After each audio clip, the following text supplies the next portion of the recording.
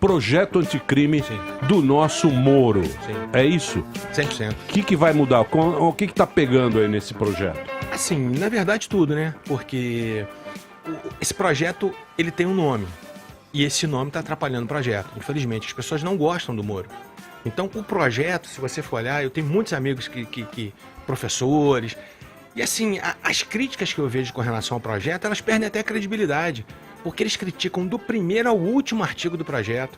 Eu posso não gostar do Moro, mas assim, rasgar um projeto inteiro porque eu não gosto da pessoa, isso não, honestamente não tem sentido. Só vou te dar um exemplo, Emílio. Um dos artigos desse projeto diz o seguinte, vê se vocês acham razoável essa situação criada pelo projeto. Não faz muito tempo em Minas, uma policial militar estava chegando na sua casa. Estava estacionando o carro. Quando ele embicou o carro na garagem, vieram 2 vagabundos. Também não pode chamar de vagabundo, não, você sabe, né? Não, de jeito nenhum. Tem que chamar de cidadão delinquente. Pronto. Agora pronto. Sério. Vieram E não é mais cachaceiro, é cana afetiva. Vocês não me chamem mais de cachaceiro. Muito bom. Que é cana... Por favor. Eu vou chamar de Próxima cachaceiro. vez. Cachaceiro. É barra pesada demais. É, cana afetiva.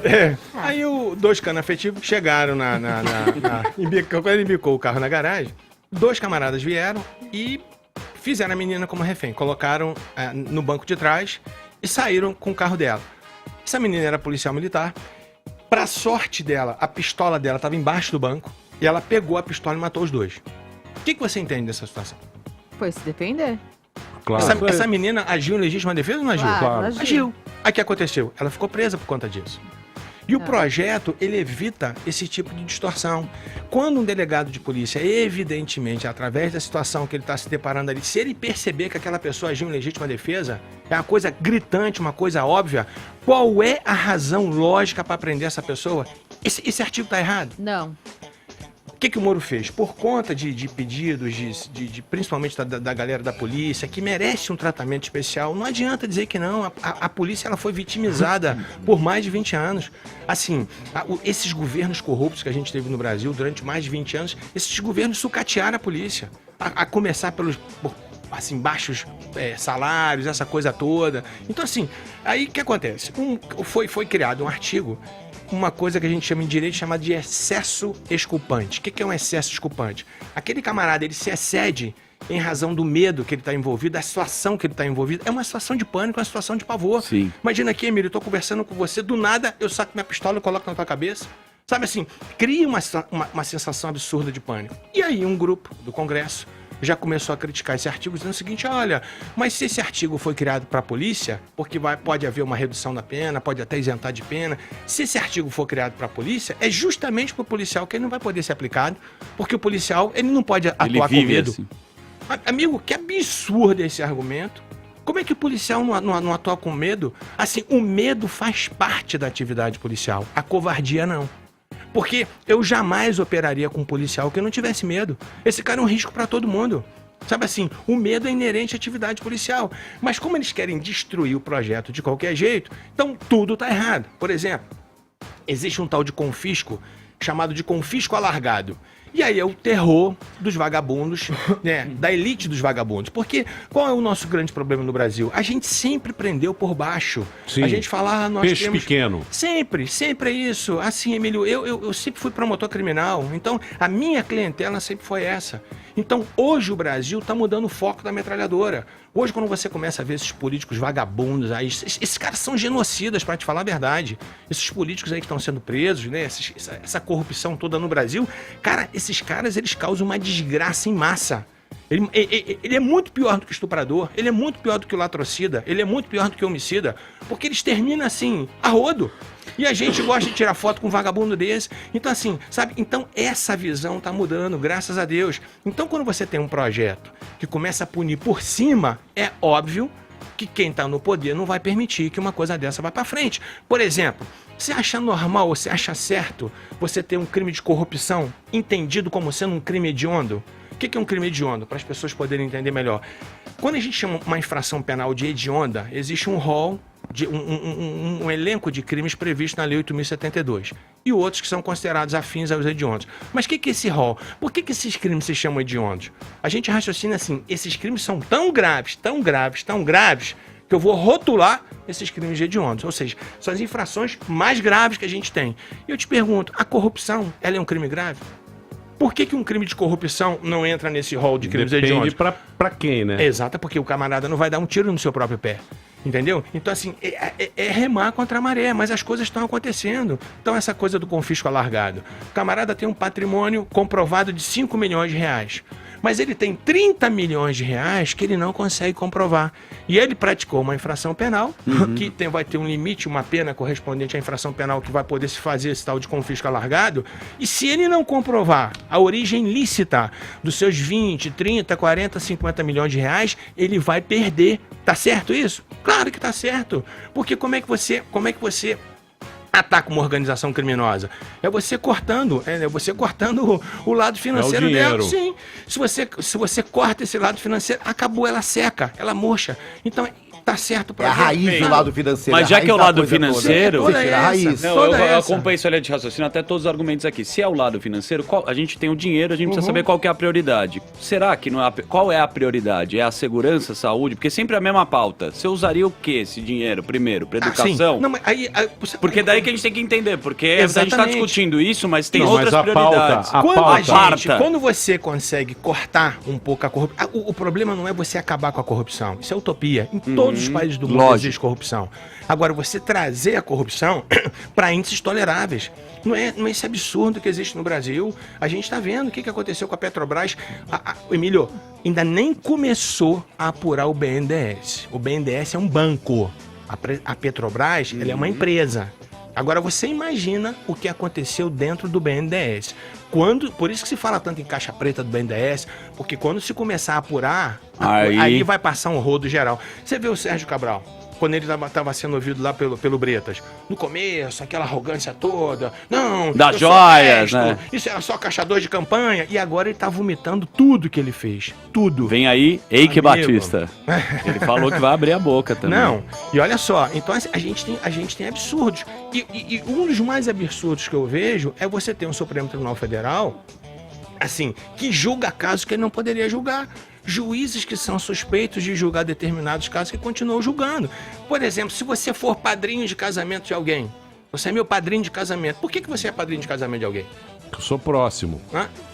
Eu gosto tanto de você, pode dar Emílio. um presente Eu gosto bom. tanto de você. Você não é da minha família, mas eu quero que você faça parte da minha família. Isso é ser padrinho. É trazer o camarada pra dentro da sua família, não é assim? Você vai chamar padrinho de casamento quem você não conhece? Não. Se for muito rico, a gente do chama um micro-ondas, uma geladeira. Aqueles famosos aí que chama um monte de gente Tem esse sem lado da conhecer. organização criminosa que a gente tem que cortar, A o gente lado gosta financeiro do da presente organização. bom. Então, assim, a gente tem visto julgamentos do Supremo com relação a pessoas, o próprio Eike Batista, essas coisas, isso não pode acontecer.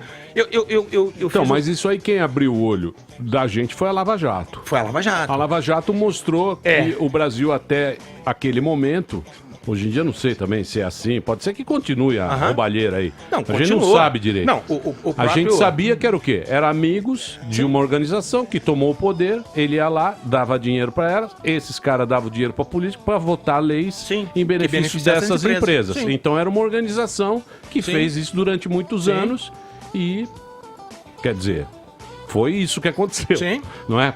Comprovado por várias provas, meu. A Sim. gente viu aquilo ali. Então. Mas e aí? Agora, esses caras que fazem a lei, Sim. eles vão também jogar do lado deles. Sim. E esse é que é o problema. Esse é o problema. E esse é que é o que é o que Esse é o aconteceu na problema. Itália. Esse é o problema. É você criar leis duras. Às vezes Então, mas as você acha pessoas... que há interesse na Câmara de aprovar isso? Eu acho difícil. Eu acho assim complicado também, porque esse projeto tem justamente esse nome. Se esse projeto viesse com atitudes menos contundentes, mais, assim, levando normalmente a coisa... Esse projeto está batendo de frente realmente com as organizações criminosas. Que aprovou a Previdência? Que Não, mas votaria que a assim, favor? não é que assim, no caso do Moro é PL, né? Então é mais simples, na verdade, a aprovação. PEC é 3/5 da casa em 2 turnos, PL é maioria simples. Então passa. Eu acho Eu não sei, né? A leitura que a gente tem é que não é uma coisa fácil, obviamente, mas é menos complicado do que a Previdência, né? Não tem tantas comissões especiais, não é... não sei não. E eu acho que é um pouco mais simples de passar. Pensa comigo, se a lei ficar dura, o cara vai ter medo de se candidatar a qualquer coisa. É que o lance Você vai ter medo de um cara, prefeito. Mamãe, falei prefeito. O cara fez uma merda, vai em você. Mas na verdade, assim, a hoje pessoa, ela vai ter medo essa é a de ideia. administrar. Então, mas sei, o lance é o cara, seguinte... mas é terrível isso. Por quê? Mas, Emílio, não é, Emílio, é o seguinte, olha só, tem hoje o cara correto, o cara... Complicado. Emílio, Mas se o cara for cara correto... A lei, ela tem uma consequência. Isso é que é difícil do legislador de fazer uma lei, a consequência Você sabe dela... qual é o grande problema? efeito colateral que você tá dizendo. Tem um... A consequência da lei. O cidadão de bem que quer se propor aí pro Poder Executivo, né, ele já tem esse medo. Se você pegar, por exemplo, uma pequena cidade, sei lá, de 30, 40 mil habitantes, você vai pegar o prefeito da cidade, o cara necessariamente não é um corrupto que quer roubar milhões. O cara tá com medo. Porque quando você vira prefeito, você vira governador, quando você tá no Poder Executivo, você responde, inclusive, com seus próprios bens. Então, a lei, pro cidadão de bem que quer fazer o bem, ela já é desincentivante. Eu vou te falar o que aconteceu comigo em Minas. Ela pode ter uma equipe ruim, que pode usar o nome dela. A corrupção que ela pode foi roubar. tão grande, mas tão grande, que o que assustou, acho que todo mundo, foi cada contrato público tinha um jabá. Sim. Todos os contratos públicos tinham jabá. sim. De lixo, de não sei Os o quê. menores aos maiores, Entravam jabá na prefeitura, no estado, na rodovia, na petróleo, tudo tinha um jabá. Isso assusta, pô. Você fala, meu, é um país de corrupto, todo mundo tá Exatamente. roubando aí, todo mundo tá metendo a mão no dinheiro público. Sim. Que a gente paga imposto em tudo, até no claro, pão, com no leite. certeza. A pessoa não Claro, sabe, certeza. aqui nos Estados Unidos, Complicado, tem ali cara. o imposto. Aqui a pessoa não sabe que tudo ela paga imposto. No pão, no leite. E na agora, carne, Rogério, né? o que Não você tem acha essa que vai? noção. O que você acha que vai acontecer? Olha, eu acho que agora o Congresso ele vai retomar com essas discussões. A tendência é que, assim, o projeto talvez no todo ele não seja aprovado. Eles vão, obviamente, decotar aquilo que seja de interesse. Por exemplo, essa coisa do confisco alargado, que eu acho que seria uma alternativa assim fantástica, mas dificilmente isso vai passar. Por quê? Porque o camarada que tem uma riqueza de origem ilícita, ele não vai querer perder tudo de uma hora para outra. Então, assim, tem muitos pontos que vão ser realmente assim complicados. Agora, por outro lado, existem situações que as pessoas ficam falando, nós, aqui no Brasil nós vamos aumentar a nossa população carcerária, nós já temos hoje aí talvez mais de 800 mil presos. 800 mil Já presos. passamos Então, mas se do for mundo. assim, não tem como prender, então deixa solto. Não, assim... Custa caro. Custa caro. E no nosso bolso que sai isso. O Mas eles preso, soltos ele custa- custam mais Quanto caro. custa um preso hoje? O preço ele custa em média, dependendo do promoção. estado, 3 mil reais. É meu salário aqui no Pânico. Ele custa 2 vezes mais do que um aluno na escola básica. E o absurdo é o seguinte, que um adolescente infrator em Minas, ele custa numa média de 10 mil reais. Porra. Meu amigo, você pega 10 mil reais, você pega 20, 30 crianças dessas, adolescentes, e coloca numa escola particular. Eu tava outro dia conversando com a minha filha, ela levantou uma tese que eu falei, pô, você tem razão. Você vai nos hotéis desse aí, tipo Ibis, que você paga 80 reais de diária. E Você põe os presos. Você coloca o preso. Você resolveu o problema. Presos você no jornal, Ibis. tô no Ibis, Não porra. tem água, Não, pensa. mas ele dorme bem. Não Tem beliche, tem beliche. Tem tudo. Tem Não, frigobar. pensa. Olha que ponto que nós Dá chegamos. pra dar um rolê Olha na a loucura Paulista do ainda, negócio. algemado, maravilhoso. Então, Tira olha foto que com os loucura. presos. Eu não tinha feito esse cálculo, cara. Pensa que absurdo que a gente está vivendo. Então, assim, a gente a gente percebe, por exemplo, tem no projeto essa coisa do MP, ele poder negociar a pena. E as pessoas ficam dizendo, não, mas agora o MP fazendo isso, né, de negociar, aquilo que a gente chama de plea bargain, né, do direito, né, anglo-saxão, tal, trazer aqui pro Brasil, isso vai superlotar mais ainda, né, o sistema prisional. Não vai, porque a finalidade, quando o MP, via de regra, negocia, é aplicar uma pena não privativa de liberdade, ou seja, é deixar o cara fora do sistema prisional. Mas as pessoas vão tendo, é justamente o argumento que a gente fica vendo do decreto do Bolsonaro com relação às armas, que parece que todo mundo vai ter que ter arma. Ou parece que o MP vai ter que prender todo mundo. E aí já fica falando, não, mas você tem que fazer uma projeção para saber como é que vai ser isso, como é que vai ser o gasto do Estado. Amigo, quando você quer destruir o projeto, você tem argumento para tudo. Então esse é o problema. Mas, ô Rogério, mas isso aí você não acha que é uma falta de comunicação Que é isso que você está fazendo aqui. Porque o que acontece? Mais ou menos. É que é o seguinte, o problema não é a falta de comunicação do projeto. O problema é que nós temos uma falta de comunicação crônica no Brasil. Porque é o seguinte, vamos pensar o seguinte. Interpretação. Não só isso. Por exemplo, hoje a gente adora colocar os políticos como vilões, né? Só que da onde vêm os políticos? Da sociedade. Se eles estão lá é porque alguém votou neles. Então o problema é que as pessoas continuam votando nesses mesmos caras. Ninguém pensa no poder econômico que está acima dos políticos, então, que é o que é pior. Então, o problema não é a comunicação deste projeto específico. O problema é a comunicação do Brasil em relação à política, no geral, né? A gente hoje, tudo é culpa do Rodrigo Maia. Por que o Rodrigo Maia tá lá? Porque alguém votou nele, pô. Sim. Então é muito pior, né? Muito pior do que a ação de um cara desse é o que continua fazendo com que essas pessoas se perpetuem no poder. Então, assim, não adianta hoje a gente ir lá e, sei lá, e matar um ou matar outro. Não adianta, porque outros vão surgir.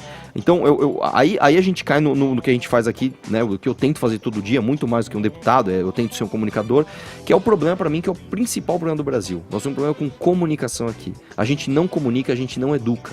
Então essas pessoas mal intencionadas continuam se perpetuando no poder. Então, elas são sedutoras e têm bons argumentos. Populismo.